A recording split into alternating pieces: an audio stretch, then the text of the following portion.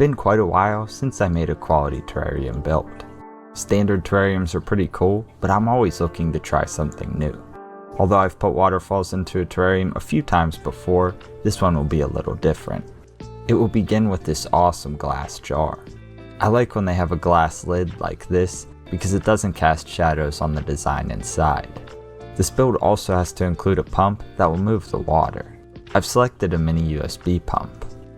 Although I could put this directly into the jar, that will complicate the entire process. Instead of doing that, I'll place it into a dedicated reservoir. I found this ceramic bowl which will work perfectly for that. The cool thing is that it fits perfectly onto the bottom of the jar, like so. These three components will make the build possible, so we'll start here.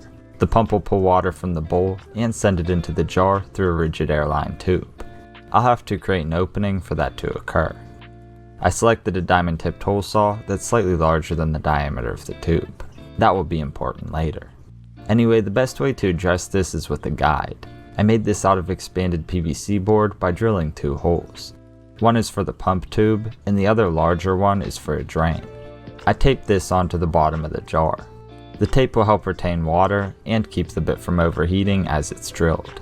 I also taped up the interior to reduce blowout. Then I got to drilling.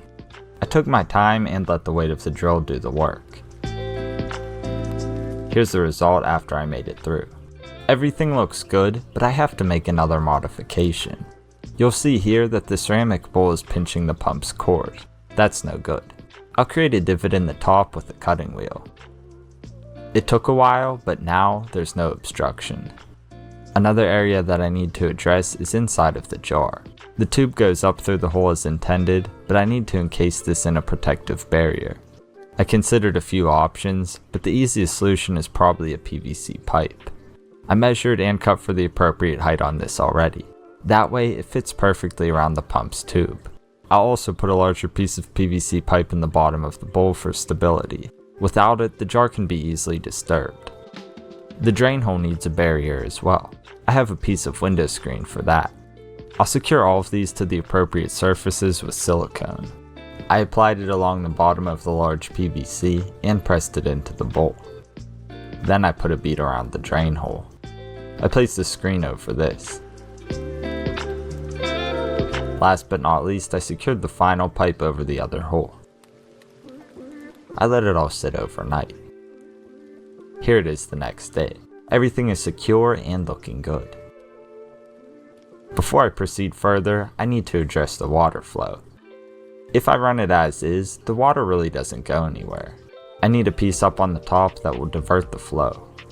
I was going to make a piece from scratch, but as I looked through my filter bin here, I found this little piece that will work perfectly. It snugly fits into the PVC pipe, and the filter tube can fit inside of this. For stability, I glued this in the PVC pipe with hot glue. Here's how the water flow looks now. This will work much better. The whole reason I set it up like this is so I can easily pull the terrarium off the base and access the pump. That way if anything goes wrong, I can address it without ruining the terrarium. I'll create a background of sorts around this. I decided the best option was a clay background. I've shown this before in the Wabi Kusa and Isopod Vivarium videos. I use aqua soil, cocoa fiber, and natural clay cat litter to create this. The cat litter is just bentonite clay with no additives, so it's okay to use. This will help bind everything together. Anyway, I'll mix up the clay and aqua soil separately with water. I don't know the exact ratios here, but I add water and mix it until stable. Then I combine roughly 1 part clay with 3 parts aqua soil until uniform. I sprinkle on 1 part of cocoa fiber and mix it in until everything's cohesive. The result is something really stable that makes for a good background if you can keep it wet. Otherwise it will dry up, crack, and fall off the side. I'll add this to the jar simply by sticking it to the sides. It will stay put as long as it remains wet. I put it along the back and around the PVC pipe. I'll use this initial layer to situate the other components. I've selected 2B limestone and limestone gravel to create the waterfall look. To To begin, I pressed the larger chunks into the clay. I built up more around them as needed. This was pretty easy to do, and I think it looks pretty cool. I went back with a toothpick and carved out the details between the stones. I figured this was worth the time, even though it will likely be hidden later on. During all of this, I got a lot of clay on the rocks. Luckily, that's an easy fix. I dipped a toothbrush into water and scrubbed it off. After that, I sprayed away the excess. I went back and added the small stones. These help tie everything together and make the background look more cohesive. I really like how all of this turned out. However, it will look even better with the plants. I'll start with some thread moss that I pulled from the driveway. This stuff will do great in here. Plus it will retain the sense of scale because of its fine texture. To plant it, I simply wedged it between the stones and into the clay. Adding the moss is always one of my favorite parts. I love how it ties everything together and brings life to the setup. Not only does it look cool, but the moss will also help hold everything together and reduce erosion long term. I absolutely love it with the moss. I can't wait to see how it looks with flowing water, but I need to address the bottom area first. I'll fill it up with gravel because of the drain. However, I'd prefer if you can't see it, so I lined the edges with the clay mixture. That way I can use it to conceal the gravel and maximize the vibe. I poured the gravel in just below the clay. Then I went and redistributed it with a brush. To embellish the details, I added a few stones.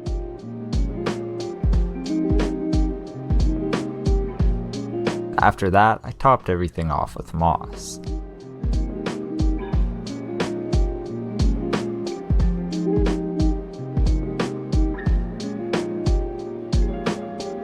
I placed some gravel in the foreground for additional texture. This would work with moss alone, but I decided to add Ficus pumila quercifolia and Bucephalangia brownie brown as well. I put these in areas I felt could benefit from more texture. As I did, I made sure to nestle the roots within the moss so they remain hydrated.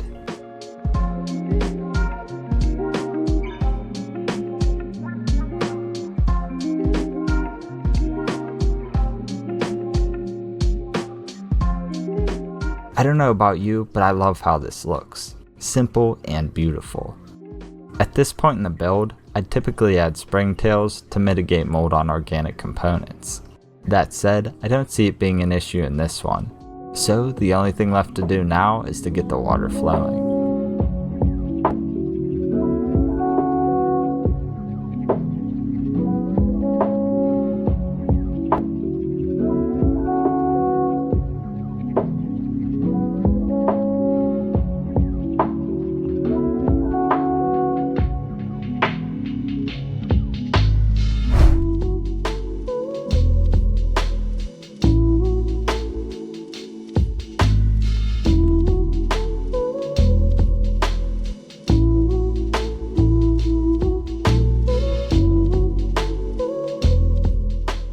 There you have it, a mossy terrarium or mossarium complete with the running waterfall.